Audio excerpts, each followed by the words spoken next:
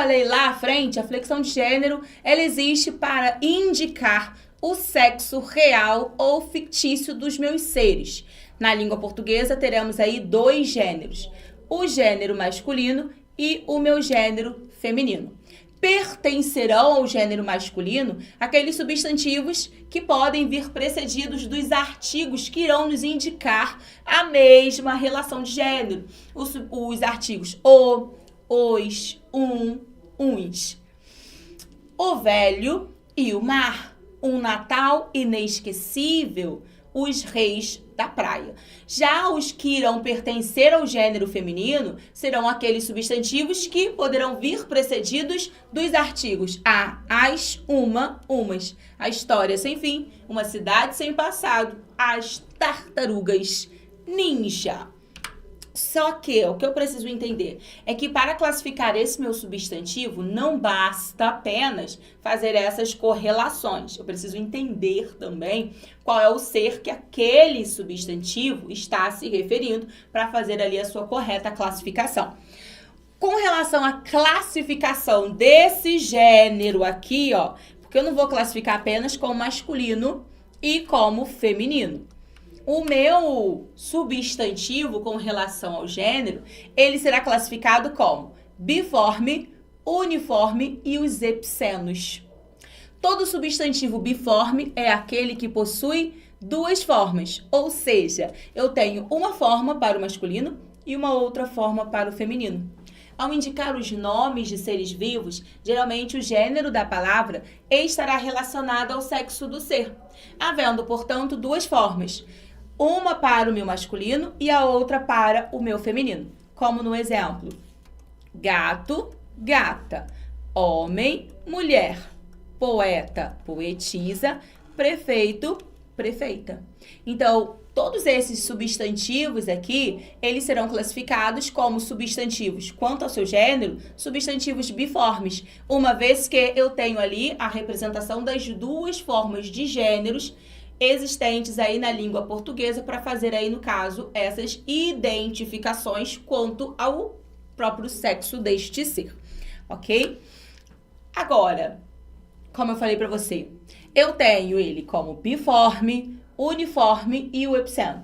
O biforme é o mais fácil de fazermos a identificação, até mesmo a pluralização e a sua utilização dentro de contextos dissertativos. Já os meus substantivos uniformes, eles serão divididos aqui no caso dessas formas que eu falei a vocês.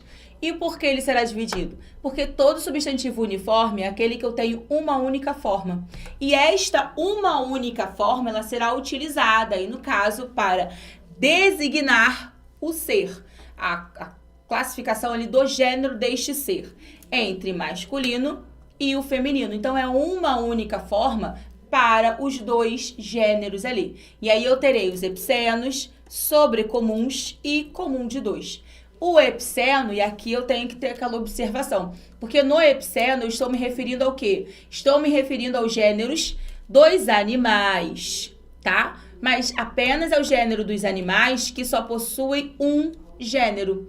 Porque eu tenho animais ali que eu consigo fazer a identificação do gênero oposto. Gato, eu tenho gata. Então, esse substantivo, ele vai entrar nos substantivos o quê? Biformes e não nos epsenos. Os epsenos serão apenas aqueles que vão apresentar uma única forma para esses 2 gêneros. Aí, como eu faço a representação na distinção entre macho e fêmea? A cobra macho, a cobra fêmea. Justamente porque esse meu a aqui, ó, vai sempre acompanhar esse meu substantivo, independentemente do seu gênero. E aí, para fazer a distinção, utilizo macho e fêmea. Show? O próximo é o substantivo aqui classificado como gênero sobrecomuns. O sobrecomum é aquele que vai possuir também um só gênero. Só que esse sobrecomum, ele vai classificar aquele substantivo que possui apenas um só gênero, e este um só gênero é para pessoa, tá? Eu não classificarei aquele que eu consigo fazer a distinção homem, mulher. Não é só um só gênero. Agora, eu terei outros que eu não consigo fazer a distinção, como nos exemplos aqui destacados. A criança, a testemunha, a vítima, o cônjuge, o gênio, o ídolo e o indivíduo. Esses substantivos, eles serão classificados como substantivos em relação ao seu gênero, sobrecomuns. E eles são sobrecomuns porque eles vão nomear o gênero do ser independente da sua classificação. Independente se eu estiver me referindo ao gênero masculino ou ao gênero feminino. Ah, professora, então como é que eu vou conseguir ali no caso mostrar para o meu leitor que estou me referindo àquele gênero em específico? Pelo contexto, ok? Então, pelo contexto, o leitor ou o corretor, ele conseguirá ali fazer a identificação do gênero de forma precisa, tá? Diferente aqui, ó, do comum de dois gêneros, porque no comum de dois gêneros, ele irá indicar o sexo das pessoas sempre por meio do artigo, que é o oposto do sobrecomum. O sobrecomum, eu não tenho artigo. No comum, eu consigo fazer essa identificação a partir do artigo, colocando ali o artigo anteposto a esse substantivo, como no exemplo, o colega, a colega, o doente, a doente, o artista, a artista. Só que existem substantivos, que ó, o exemplo aqui, ó. Existem substantivos que se eu alocar antes dele um artigo, eu não vou fazer a identificação dele com relação ao gênero, beleza? Eu vou mudar o seu significado. Como assim, professora? Não entendi. Eu tenho a palavra rádio. Se eu colocar um artigo antes de rádio, eu mudo o significado dele. Assim como capital. Se colocarmos um artigo, muda o seu significado. O rádio, a rádio. A capital, o capital.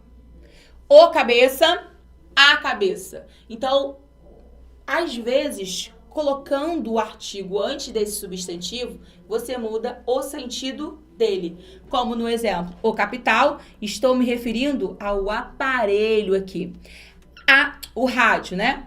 A rádio, eu estou me referindo à estação, no caso, a emissora utilizada ali, a escolhida para você ouvir aquela sua música preferida. O capital, refiro-me ao dinheiro, e a capital é a capital ali, no caso, referente a uma cidade. Então, nem todos os substantivos, eles utilizarão de forma contundente o artigo anteposto a eles para fazermos aí essa identificação com relação ao seu gênero. Atenção a essas especificações, tá? Porque assim, eu já li redações no próprio vestibular do Enem, na hora de fazer ali as correções e tudo mais, onde o candidato ele acaba se perdendo no próprio elemento que ele está descrevendo, porque ele alocou ali um elemento que mudou o significado do seu termo posterior. Então, atenção na hora de fazer ali as escolhas lexicais. Com relação à flexão do número do substantivo, como eu falei, este poderá encontrar-se ou no singular ou no plural. Singular indica um ser ou um grupo de seres. Plural indica mais de um ser ou até mais, ou até o quê? Grupos, tá? Ou o grupo ali desses seres. Qual é a característica primordial do plural? Eu até coloquei aqui para vocês, ó. A característica do plural é o S no final aqui de alguns substantivos. Mas segue, meus amores, segue a mesma regra de alguns substantivos. Porque eu tenho substantivo, geralmente eu identifico o feminino e masculino a partir do quê? A partir da terminação ali, né? Só que tem substantivos que já trará ali a terminação A, como telefonema. Eu não posso colocar telefonemo para identificar se eu tenho ali o substantivo masculino ou o substantivo feminino. A mesma coisa que na indicação de número do substantivo. Professor, ainda não pesquei, então pesca aqui. Se eu falo que a característica do plural é sempre o S do final, significa que ônibus e pires e óculos estarão sempre no plural. A senhora tem um ponto. Claro que eu tenho um ponto. Porque o plural do meu substantivo nem sempre ele será norteado por esta característica S aqui. Eu coloquei isso realmente para poder bugar a tua mente. E para bugar a tua mente, fazer você pensar. Então, alguns substantivos, eles já trarão essa característica na própria estruturação. E como é que eu irei identificar a ideia de plural desse meu substantivo? Utilizando um elemento que indicará a quantidade antes desse substantivo. Como no exemplo, eu quero falar que eu tenho muitos óculos. Comprei muitos óculos. Ou comprei 2 óculos, 3 óculos. Então, eu vou nortear essa ideia plural a partir de determinantes que eu irei alocar antes do meu substantivo. Beleza? Agora, vamos falar um pouquinho sobre o plural dos substantivos simples. Na hora de pluralizar o meu substantivo simples, lembrando, substantivo simples, um único núcleo. O plural do meu substantivo simples, ele vai trazer ali algumas especificações. Assim como o plural do substantivo composto. Então, fica ligado. Os substantivos, quando eles terminarem aqui no caso, em vogal, ditongo oral ou em N, eles irão fazer o plural com o acréscimo do S na sua terminação. Com exceção de canon. Qual é o plural de canon? Canones. Então, em canon, eu vou fazer o plural acrescentando um S. Agora, quando os substantivos, eles terminarem aqui em M, eles farão plural com NS. Todo substantivo que terminar em Z, em R ou Z, fiz a assimilação contrária, né? Então, se o substantivo terminar em R ou terminar em Z, como eu farei ali a pluralização dele? Irei acrescentar o es, como raiz, raízes. Atenção, o plural aqui de caráter é caracteres. Então, caracteres é o plural de caráter. Terminou em R, mas eu não fiz o acréscimo como deveria aqui, porque eu já tenho aqui essa exceção na minha própria regra. Os substantivos terminados em AL, EL, OL e UL irão flexionar-se no plural, trocando esse L por is. Qual a exceção? Mal, males, cônsul, cônsules, tá? Então, ao invés de trocar por is, eu vou acrescentar o es nessa exceção aqui. Quando os substantivos terminarem em il e l, eles irão fazer o plural de 2 formas diferentes. Primeiro, eu precisarei atentar-me à posição da sílaba tônica. Se a posição da sílaba tônica determinar que esse substantivo que terminou com il é um oxítono é aquele que a sílaba tônica fica lá na última sílaba. E se eu tiver um paroxítono, que fica na antepenúltima, tá? Paroxítono antepenúltima. Aí eu terei o quê? Mudança nesse meu plural. Então, terminou em il, eu vou acrescentar is, mas sendo oxítonos. Terminou em il, mas é paroxítonos, eu vou colocar es. Aqui, ó. Misseis. Canil. Então, ó, oxítono é a última. Paroxítono, antepenúltima, tá? Porque eu terei ali também para paroxítonos. Professora, eu não lembro dessa questão de oxítonas e paroxítonos. Assiste a aula de acentuação gráfica, que ali eu dou aquelas diquinhas para vocês com relação à posição da minha sílaba tônica. A palavra réptil, ela pode formar seu plural de 2 formas diferentes. Répteis ou répteis. A segunda é muito pouco usada, mas isso não significa que ela não é utilizada ou até mesmo correta. Todo substantivo que ele termina em S, ele também vai fazer aí o plural de 2 formas diferentes. E aí eu preciso atentar-me novamente a essa especificação que eu falei para vocês com relação aqui à posição da sílaba tônica. Quando monossilábicos, só tem uma única sílaba, tá? Ou oxítonos, eu vou fazer o quê? Vou acrescentar o es. Quando paroxítono, antepenúltima, proparoxítono, última, ficarão invariáveis. Troquei aqui. Tu pescou isso? Troquei agora que vê aqui, ó. É última, antepenúltima. Última, penúltima e antepenúltima. A penúltima é a paroxítona. E a antepenúltima, aqui no caso, a última, né? Vai ser a proparoxítona. Então, uma sílaba, a última. Aí eu terei o quê? Penúltima e antepenúltima. Olha a troca. Língua portuguesa, como os meus alunos mesmo falam, professora, língua portuguesa dá para dar um nó, bugar a cabeça de todo mundo. Acabou de bugar a cabeça da professora, olha isso. Ainda bem que a professora falou o quê? Ah, já falei, não, tem alguma coisa errada aqui. Então, já consertamos aqui, tá? Então, é a antepenúltima, última e penúltima. Quando os substantivos, eles vierem terminados aqui em ão, farão plural aqui de 3 maneiras. Posso trocar esse ão por ons, posso trocar por ans, posso trocar por ãos. E aí eu coloquei aqui para vocês as exemplificações. Quando eles terminarem em x, professora, ficarão totalmente invariáveis, ou seja, não sofrerão ali nenhum tipo de modificações com relação à sua pluralização.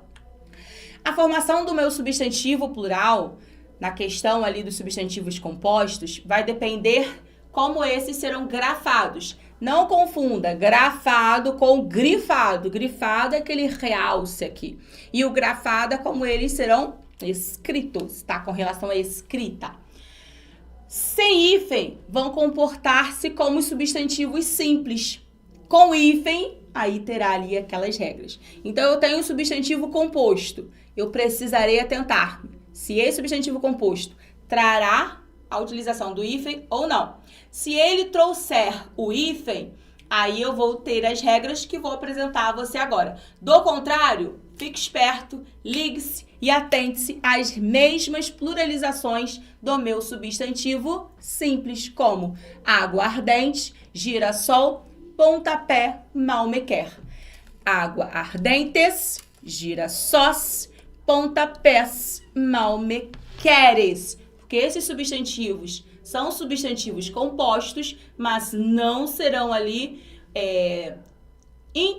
não utilizarão na sua estrutura o hífen. Vamos falar um pouquinho sobre a pluralização de substantivos compostos que utilizam o hífen? Aí, eu tenho esses substantivos que utilizarão o hífen. Então, para pluralizar os substantivos compostos cujos elementos serão ligados por hífen, eu preciso observar alguns itens. Primeiro, quando as duas palavras forem classificadas como substantivos, eu poderei optar. Ou eu vou pluralizar o primeiro elemento, ou eu posso pluralizar ambos os elementos, mas apenas quando os dois forem classificados como substantivos, como no exemplo, palavra-chave, couve-flor, bomba-relógio e peixe-espada. E aí eu posso ou pluralizar ambos os elementos ou apenas o meu primeiro elemento. Posso flexionar, irei flexionar os dois elementos quando eles forem formados por substantivo mais adjetivo, adjetivo mais substantivo, numeral mais substantivo. Então, quando eles forem formados nessas classes, a partir dessas classes gramaticais aqui, eu posso flexionar os dois elementos aqui, ok? Pluralizando de uma forma opcional quando eu tenho os dois como substantivos.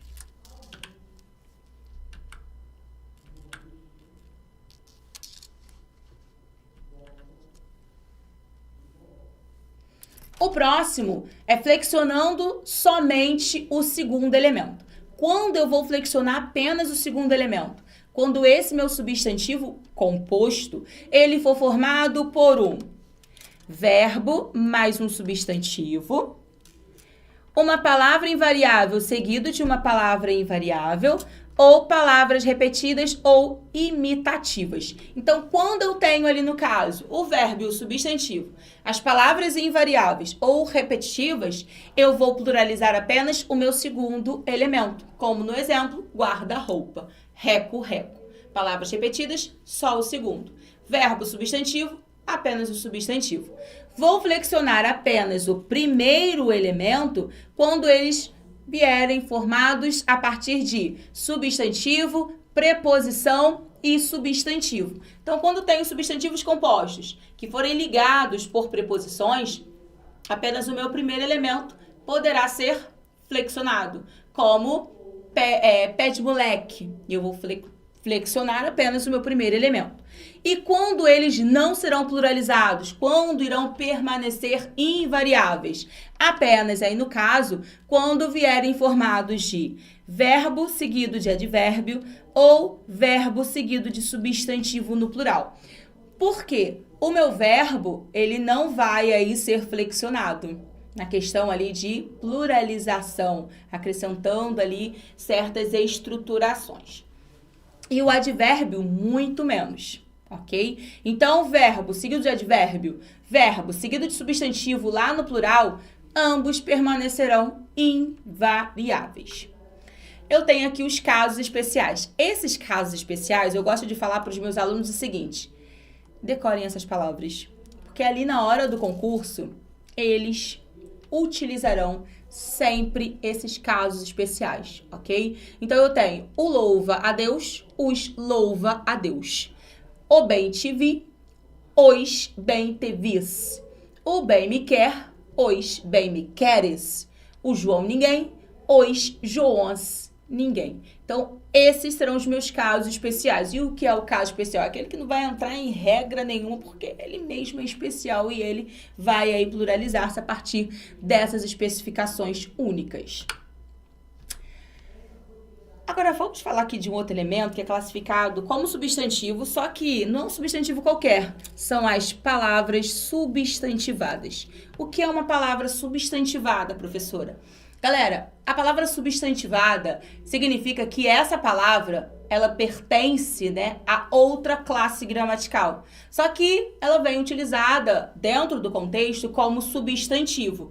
Então, ela vai apresentar-se no plural as próprias flexões dos substantivos.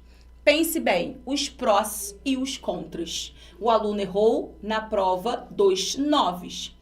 Ouça com a mesma serenidade os sims e os nãos.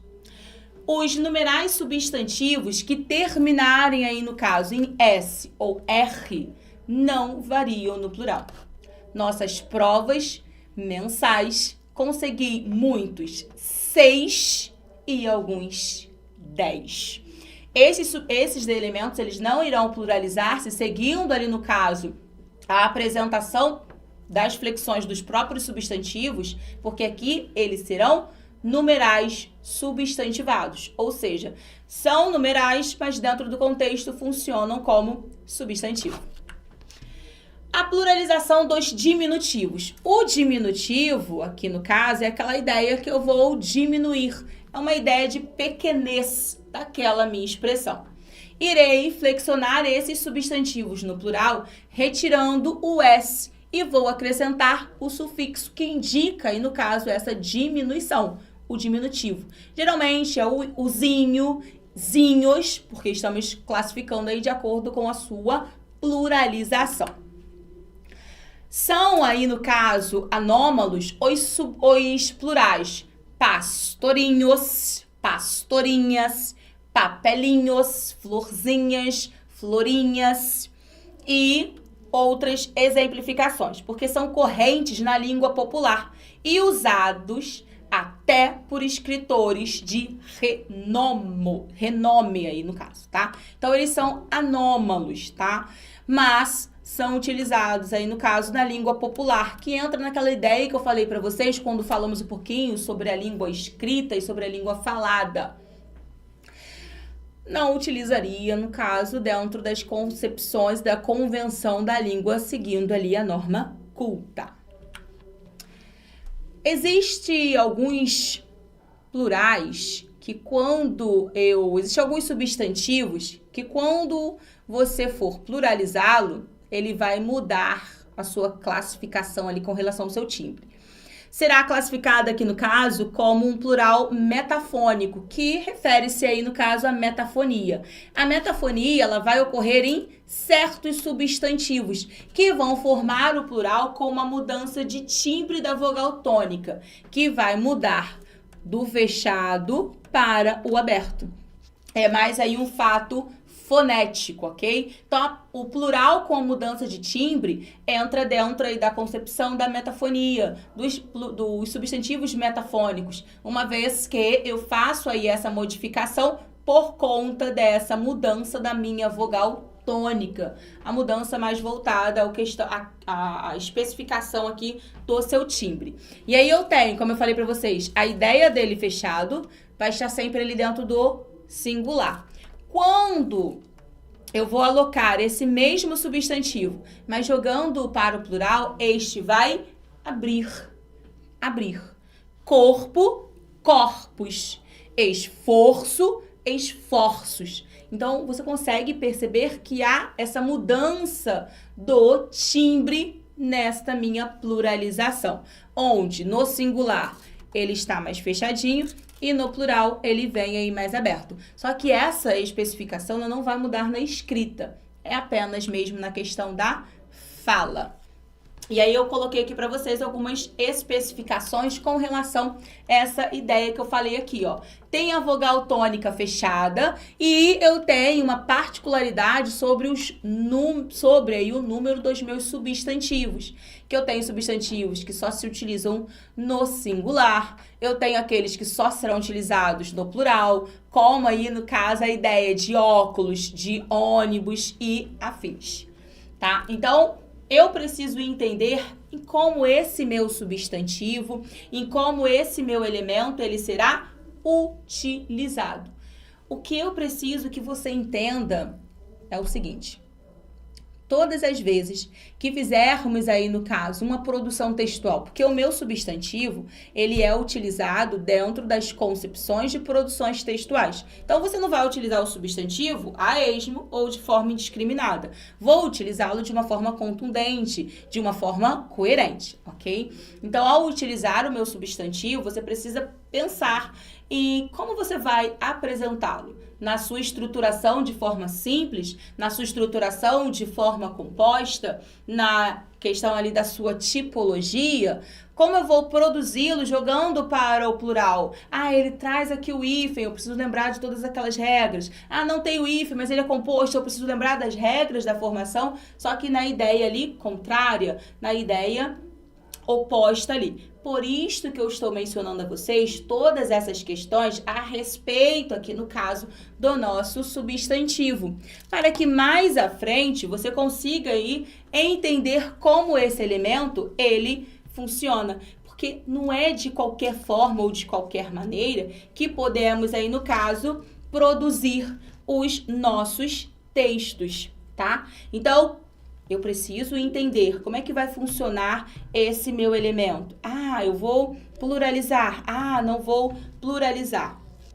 Então, vamos ali fazer essa estruturação, esta análise, beleza?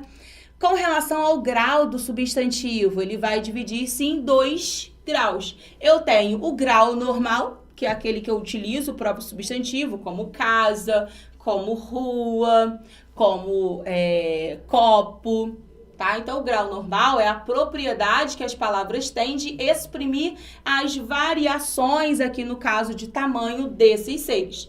E vai classificar-se em o grau normal e eu tenho também, no caso, o grau aumentativo e o grau diminutivo. Nós analisamos a questão do diminutivo anteriormente, que eu vou acrescentar apenas ali um sufixo para expressarmos essa ideia de pequenez. Só que esse meu grau aqui no caso do meu substantivo, ele também será classificado em grau analítico, e o sintético. E o mesmo aqui para o analítico e para o sintético, ele será utilizado ou para expressar uma ideia de aumento, na ideia do aumentativo, ou na diminuição. O analítico é quando esse meu substantivo, ele é acompanhado de um adjetivo que vai indicar uma grandeza. Lembrando que nessa ideia de grandeza, nós estamos nos referindo ao grau o grau aumentativo, tá? Casa grande. Ou eu posso utilizar o sintético. Aqui no sintético, eu vou utilizar o quê? Um sufixo para indicar esse aumento. Então, eu tenho casa, grau normal do substantivo. Casa grande é o grau do aumentativo, só que no analítico. E eu tenho o casarão já no sintético, porque lá nesse sintético eu vou utilizar o quê? Um sufixo. Os mesmos eu terei analítico e sintético para o diminutivo. Só que qual é a diferença aqui para o diminutivo, né? O grau diminutivo e o grau aumentativo? A diferença é apenas o adjetivo que vai acompanhar esse substantivo. Porque se esse adjetivo ele me indicar uma grandeza, é aumentativo. Se ele indicar uma pequenez, é diminutivo. Ok? Porque o analítico, ele sempre será acompanhado de adjetivo. Indicou grandeza, aumentativo. Indicou aqui, ó, pequenez, diminutivo.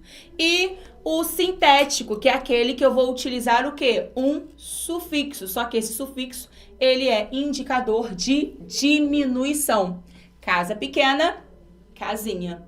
Para nos nortear essa ideia aí, no caso de diminuição do meu ser ou do meu objeto ali analisado. Atenção aí, no caso, nessas escritas. Geralmente, nessas construções de produções textuais, porque o nosso foco aqui é vestibular, tá? E o vestibular, ele não vai pedir essas classificações para vocês de uma forma assim direta, mas todas essas especificações do nosso substantivo estarão onde? Dentro da sua prova de língua portuguesa, dentro da prova objetiva. E aí eu preciso o quê? Atentar-me a essas especificações, ok? E justamente esses exemplos, analítico ou sintético, sempre estarão ali como exemplificações dentro da própria avaliação. Por isso que é importante aí, no caso, vocês se atentarem para fazermos essas classificações de uma forma contundente, beleza? Só para recapitular o que eu havia mencionado para vocês, né, sobre a questão da pluralização do meu substantivo. Quando ele terminar em -il, aí vai poder fazer a pluralização de duas formas, dependendo se ele for oxítono, paroxítono ou proparoxítono. Um adendo aqui. Todo proparoxítono é aquele que a sílaba tônica é a antepenúltima, tá? Antepenúltima. Porque a penúltima é a paroxítona e a última é a oxítona. Monossílabo só tem uma única sílaba e esse monossílabo será classificado como monossílabo tônico e monossílabo átono, tá? Que na hora de fazer essas especificações aqui a vocês, como eu falei, né? Acabou aqui dando aquele blade na cabeça da professora, eu acabei trocando a proparoxítona com a paroxítona. Oxítona última, proparoxítona aqui no caso, que vai ser classificada como a antepenúltima. E a paroxítona é a minha penúltima, que vem ali no meio, tá? Todas elas têm ali as suas regras. Não lembra dessas regras? Assista a aula ali de acentuação gráfica dos meus elementos, para você ter tudo isso aí na sua mente, porque como eu falei para você,